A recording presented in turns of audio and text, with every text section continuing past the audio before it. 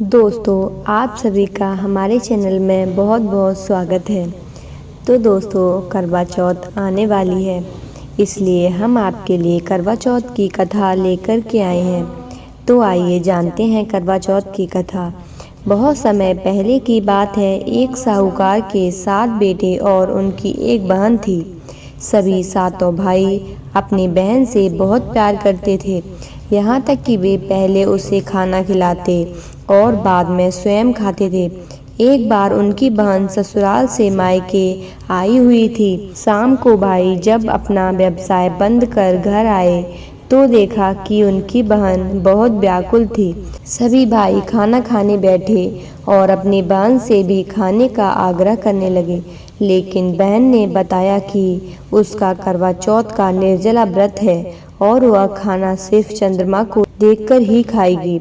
चूँकि चंद्रमा अभी तक नहीं निकला है, इसलिए वह भूख प्यास से व्याकुल हो उठी है। सबसे छोटे भाई को अपनी बहन की हालत देखी नहीं जाती और वह दूर पीपल के पेड़ पर एक दीपक जलाकर चलने की ओट में रख देता है। दूर से देखने पर वह ऐसा प्रतीत होता है कि जैसे चतुर्थी का चांद उदित हो रहा हो।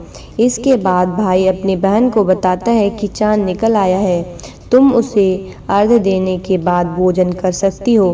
बहन खुशी के मारे सीढ़ियों पर चढ़कर चांद को देखती है, उसे अर्घ्य देकर खाना खाने बैठ जाती है। वह पहला टुकड़ा मुंह में डालती है तो उसे छींक आ जाती है। दूसरा टुकड़ा मुंह में डालती है तो उसमें बाल निकल आता है और जैसे ही तीसरा टुकड़ा मुंह में डालने की कोशिश करती है तो उसके पति की मृत्यु का समाचार उसे मिल जाता है। वह बौखला जाती है। उसकी भाभी उसे सच्चाई से अवगत कराती हैं कि उसके साथ ऐसा क्यों हुआ। करवा चौथ का व्रत गलत तरीके से टूटने के कारण देवता उससे नाराज हो गए हैं और उन्होंने ऐसा किया है। सच्चाई जानने के बाद निश्चय करती है कि वह अपने पति का अंतिम संस्कार नहीं होने देगी और अपने सतीत्व से उन्हें पुनर्जीवित दिलाकर रहेगी। सच्चाई जानने के बाद करवा निश्चय करती है कि वह अपने पति का अंतिम संस्कार नहीं होने देगी और उन्हें सतीत्व से उन्हें पुनर्जीवित दिलाकर रहेगी। वह पूरे 1 साल तक अपने पति के सबके पास बैठी रहती है, उसकी देखभाल करती है। उसके ऊपर उगने वाली सुई नुमा घास को वह एकत्रित करती जाती है। 1 साल बाद फिर करवा चौथ का दिन आता है। उसकी सभी भाभियां करवा चौथ का व्रत रखती हैं। जब भाभियां उसकी आशीर्वाद लेने आती हैं तो वह प्रत्येक भाभी से यम सुई ले लो, पिय सुई दे दो, मुझे अपनी सैसी सुहागन बना दो, ऐसा आग्रह करती है। लेकिन हर बार भाभी उसे अगली भाभी से आग्रह करने का कह चली जाती हैं।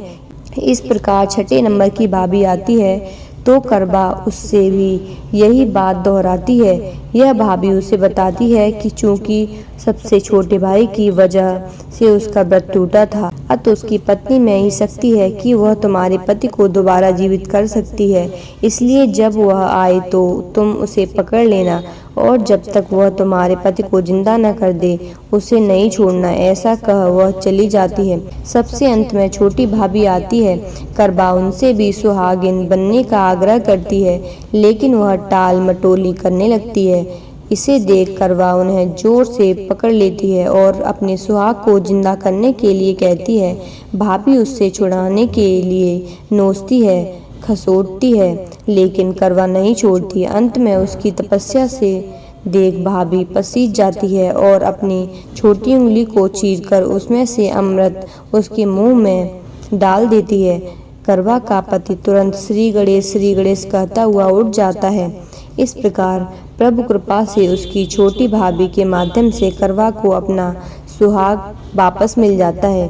हे श्री गणेश माँ गौरी, जिस प्रकार करवा को चिर सुहागन का वरदान आपसे मिला है, वैसे ही सब सुहागन को मिले।